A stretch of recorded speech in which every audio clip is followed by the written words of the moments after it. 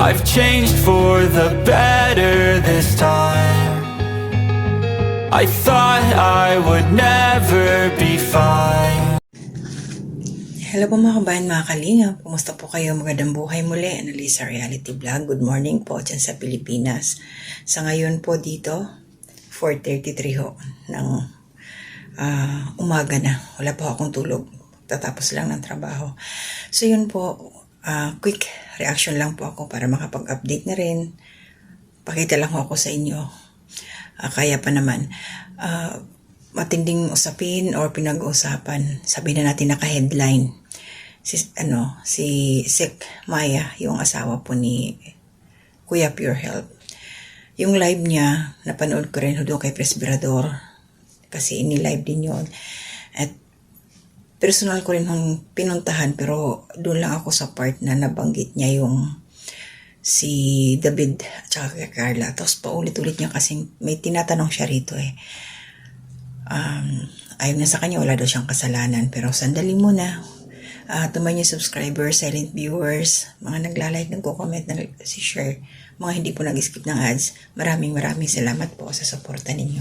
At ayun, tuloy-tuloy po, suportahan natin sila Kuya Bal, nasa Hong Kong, Ate Edna Vlogs, Kalinga Prab, Chakta Pia Matubang, mga kasama po reactors dito sa Kalinga, ayan, mga karepa reactors, sa Team Bios, Team Strikers, Team Watchers, Team KOGR, and myself, our team, buong Kalingap tahanan, suportahan ho natin. Resibo ko po. Tapusin niyo po itong aking i-upload, no? Ilagay ko na lang po sa last part para ho doon sa mga hindi familiar or hindi kilala kung sino si Sek Maya. Ito kasi, tinatanong niya pa ulit-ulit doon sa kanyang video na wala man daw siyang kasalanan sa nangyari at ano daw ba ang kanyang nagawa, ano ba yung kasalanan niya. At yung mayroon po kasi siyang live, nabanggit niya na yung una is, yung pala yung dahilan kung bakit nawala. Pinadilit daw ni Kuya Pure Health kasi nga maraming tumatawag daw doon sa Hong Kong, kumbaga na-stress na. At syempre walang kamalay-malay yung isa kung ano yung naging content doon sa live. So inulit ho niya ngayon dito sa kanyang live nyo kung ano ba yung mga pinagsasabi niya. So ayon ho sa kanya, pinuntahan si Carla doon sa boarding house. Wala daw doon, may mga kasamang lalaki. So, hindi alam kung sino yon. Pero sa huli ng balik nila, nalaman mga pinsan pala ni Carla. And then may nabanggit pa siya doon patungkol na pumunta daw si Carla, si David, kasama si Carla doon sa bahay nila. Ito yung mali nyo. Nagtatanong siya kasi kung ano yung mali niya. Para sa akin, this is my own opinion. Sek Maya, total nagtatanong ka rin lang naman kung ano yung mali mo. Ang mali niyo po kasi, binanggit niyo si Carla doon sa iyong live. So, yung sinabi mo na pinuntahan niyo sa bahay kasi merong sa boarding house, may papapirmahan si Kuya Pure Health. Dapat hindi niyo na lang, hindi mo niyo na lang mention, binanggit doon sa iyong live. Hindi mo itinapik, in short. Kasi alam naman ho natin na lalo, yan Big Four yan. Iniingatan si Carla, no? Bawal silang i-vlog. Siguro, baka sa isipin niya, wala naman physically. Hindi pwede, kung para sa akin, hindi siya pwedeng pag-usapan, hindi pwedeng pagkwentuhan, hindi pwedeng imarites si Carla. At yun yung mga beneficiary. Maliban na lang kung yung mga binanggit mo, is nakuha doon sa mga upload nila Kalinga Prab o kaya nila Kuya Bal, kumbaga na-i-vlog ng Kalingap tahanan, ganon. So, ang nangyari kasi Sek Maya, parang private na buhay ni Carla, hindi man niya in-upload din, tapos ikikwento mo, diba? Dapat yung matuto tayo pangkalahatan, yung privacy ng tao, may limit, no? So, ayun, napagkamalan na kasama niya yung mga pinsan niya. Iba kasi madudumi yung isip. Parang, ang pangit nga naman kasi na, syempre, sabihin, may mga kasamang lalaki. Sino yun? Ang dami magtatanong. Mga ganon-ganon. Magtiwala ko tayo kay Carla, Diyos ko. Yung bata niya napakamahiyain. Tapos, mag-aano ng kung sino-sinong mga lalaki. Ba? parang hindi maganda kasi yung yung dating na ikukwento niya yung ganun na yun may mga kasamang iba tapos nandiyan si Papa Joms tapos nabanggit pa niya ito pa yung pinakamatindi Sigmaya na binanggit mo na although nagbabasa siya ng comment pero inano niya talaga na pumunta doon si David sa bahay nila Kalingap David kasama si Carla tapos parang ihinambing pa niya ang sama yun talaga yung mali na issue daw na issue dati si David at saka si Carla. Tapos kung lang, pipilian yung dalawa, kay Jomar na lang daw kasi nga mas masipag. Ang pangit naman ng ganong termino na mas masipag si Jomar. Pinaghahambing kaysa kay David. Na lang ang mararamdaman ni David na magaganon, At saka alam ko, para sa akin, kuya-kuya nila yan si David. Hindi naman yan mataas ang respeto ni David kay syempre kay La Jomar, barkada nila yan lang ako kay Sigmaya, pinanindigan yung pagkamarites.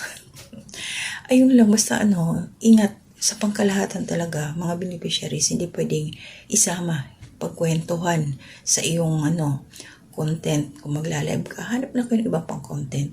Dati nga napuna ko rin pala yan si Kaya Pure Help sa thumbnail ng Carla pero wala naman doon. So medyo nabawasan na yan ngayon kasi nga napuna din siya, napansin. So ito ngayon si Sigmaya. Tuloy, dami naglabasan ng mga bashing sa kanya.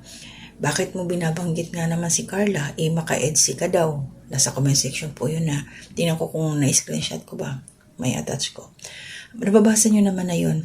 So, nakikita ko, hindi ko tinapos yung video niya, Hindi ko alam kung sa dulo, nanghingi ba siya ng paumanhin doon sa nangyari, kasi paulit-ulit niya talagang sinasabi, parang idinidiin niya na wala siyang nagawang kasalanan, wala siyang mali sa kanyang ginawa. Pero kung tutuusin talaga yun, ang aking opinion, ang mali niya na i-mention niya si Carla, isinama niya sa content, tapos may mga paghahambing pa. Okay? So yun lang yun sa akin. Shoutout sa inyong lahat, mga sa Jomcar supporters. Kalmahan nyo lang. Ang daming nagtatanggol kay Carla talaga. Kasi nga, ang dahilan pala niya doon, bakit niya nabanggit, patungkol doon sa sa unboxing daw, ng may luggage, ano ba tawag doon? Para kay Jomar, tapos para kay Carla daw, dalawa lang. Mabuti nga meron, Kasi sa comment din naman yun Yun talaga yung iwasan na may mga comparison, may mga paghahambing para walang bashing. Tingnan tuloy kung ano ang pinagsasabi kay Carla. So, yun lang yung sa akin, ate Sigmaya. So, may mali ka kung tutusin. Na ginamit mo yung pangalan, sinama mo yung pangalan ni Carla doon sa iyong vlog. Yun lang naman. Hindi na pwede. Hindi porket naka-full support kayo of cam, kung ano yung mga kailangan ni Carla, tapos maya-maya itatapik mo, wala yun. Hindi lahat kailangan ilabas.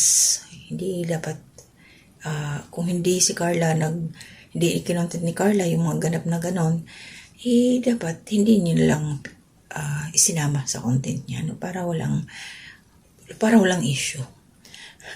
Nakita ko talaga yung itsura niya ni Sigmaya, parang naiinis na yung naiinis parang napipikon na. Kasi ang daming nasa live niya, mga binabasa niya, pinagtatawanan siya. Kasi nga papaliwanag siya ngayon pagkatapos niyang hilahin ang pangalan ni Carla. Tapos niyang kaladkarin doon sa kanyang live. So, dami nagalit sa kanya. Wag na kayong magalit, hayaan na natin at least doon sa nangyari yun, lesson learned, sana hindi na maulit. Huwag niyong gamitin yung mga kahit sinong beneficiary dyan. Ay, may tanong pala ako. Kasi may nabasa ako na sabi, hindi ka naman reactor, bakit ka gaganyan, bakit ka nagreaksyon, yung mga ganun. Hindi ko rin alam kung reactor siya, baka mamaya, reactor ba si Sigmaya? Ano ba siya? Charity vlogger? Ano ba? Ano ba yung niya sa Kalingap? Nagtatanong ako kasi, syempre, hindi naman ako tutok na tutok talaga sa cellphone, yung sa kumbaga pasulput-sulput lang din, syempre may trabaho tayo So yung nakakaalam kung sino siya, kung reactor ba o o vlogger na charity, please comment niyo para malinawan din ako kung ano yung kanyang status sa Kalingap Tahanan. Yan. So maraming salamat po. Nasa last part po ang aking resibo. Shoutout po sa inyong lahat. Good morning. Pasensya na. Kay Nanay Solidad, kay Ma'am Susantero, kay Ate Marilyn, for Samiliano Ralph, kay Ate Ems. Kumusta po kayo sa aking pinsan, Wolves Tradition. Sila Ma'am Fleurs, Kapen Alminda, lahat po, hindi ko na kayo maisa-isa, basta always thankful po ako dahil nariyan kayo palagi na nakasuporta sa akin. And to my family, ayan, aking mga Junakis, ingat kayo sa kung ano man ang inyong mga ginagawa, may klase, tsaka yung nagtatrabaho, at saka sa aking asawa, ingat din sa pagmamaneho mo, hanap buhay, laban lang tayo. So, hanggang dito na muna, mga kalingap at mga pabayan, ingat po tayo. To God be the glory. Sasabihin ko na laging may kasamang lalaki. Wala pa ako sasabihin gano'n kasi kahit ako kahit kami ni Pure Health, hinahagilap nga rin namin siya di ba? Kaya sasabihin nyo, oy, ayusin nyo naman yung pagsusumbong, pambihira naman kayo, oy, ako dito napapasama, sana pala, di ko dinilit Kasi kung hindi lang nai-stress yung isa doon, kasi ang gusto ko lang naman kay Pure Health, mag-enjoy siya doon kasi unang biyahe niya. So nung nasabi niya sa akin na nai-stress siya kasi tawag, ano daw ba yung ganon, tawag daw na tawag, nagtatawagan daw sa kanya, hindi siya makapokus. Sabi niya, i-delete mo na lang yung live. So dinilit ko, pero kung ako never ako magdi-delete, hindi ako nagdi-delete ng live ko. Kung ako lang, hindi po ako magdi-delete kasi wala akong sinabing hindi maganda ro. Ihaharap kong pagmumukha ko sa inyo. At wala akong sasabihin na hindi wag suportahan si Carla. Kasi kahit kami ni Pure Health, nakasuporta kami sa kanya sa lahat ng ginagawa niya. Nakita nyo naman po, isang sabi lang ni Carla kay Pure Health, dumadating siya. Kasama pa po ako. Diba? Sana naman, yung mga nagsusumbong naman po, ayusin nyo naman. Kasi ako naman yan, nayayari dito Kung di lang niya pinadilit ni Pure Health, at kung di-delete, wala akong ginawang masama. Uulit-ulitin ko lang po kung ano po yung sinabi ko. Ang napagkwentuhan po namin doon. Sabi ko, kinikilig po si Papa Jones kay Carla. Si Carla naman, kinikilig din kay Papa Jones. So yun lang po yung pinento ko. Tapos sabi ng iba, sana po magkatuluyan na sila. Sana, sabi ko, syempre kung magkakatuluyan sila, unang-una na kami matutuwa, di ba? Pero wala po ko sinabing mag-supportahan si Carla. Never ko po yun sasabihin. Kasi syempre, hindi na iba sa amin si Carla. Kahit sino pong love team, wala akong sasabihin. Wala akong karapatang magsalita ng gano'n. Sino ba naman ako, di ba? So, ano lang yan, mga pinalaki lang po ng iba. So, hindi naman ako magla-live ngayon. Kaya lang, may nagsabi nga po sa akin, dinawin ko. So, ito na, siguro naman po malinaw na po, no? Kaya wag po kayo tatawa dyan kasi sabihin nyo, nagpapaliwanag ako, guilty ako. Hindi po, masunurin nga po ako. Sinabi nung nagme-message sa akin, mag-ipaliwanag po daw para di nababash si Carla. Ito na po yung sinasabi ko. Ayan na po yung lahat. Ano pa pong itatago ko, wala akong dapat itago sa inyo. Wala akong dapat, kung ako lang, di ako magla-live para magpaliwanag kasi hindi naman ako guilty, wala akong kasalanan Bahala na po kayo kung hindi kayo makaintindi. Ang mali ko lang, dinilit ko. Sinunod ko lang naman kasi si Pure Health kasi ayoko naman po na maraming gumugulo sa isip niya nang dahil sa akin. Ang gusto ko kasi, habang nandyan siya, sa Hong Kong, nag-i-enjoy siya. So, yun lang naman ang sa akin. Pero hindi ko i-delete yung kung ako lang. So, sana po naiintindihan nyo. Pero, yung mga nagsusumbong, ayusin nyo naman po. Kasi, maraming supporter si Carla Gusto nyo, ulitin ko ulit. So, about po yun, ang una pong topic ko doon, ang una ko pong topic ay yung pag-unboxing. Diba, nakita nyo po yung in-upload ni Pure Health na box na mas marami yung kay Jomar. Kay Jomar po talagang box yun. Tapos 2 piraso lang napunta kay Carla. Ang sabi po ng comment, na kawawa naman si Carla, hiyang-hiya naman ako, dadalawa lang napunta sa kanya. Tapos ang sabi ko po doon, 2 lang napunta sa kanya.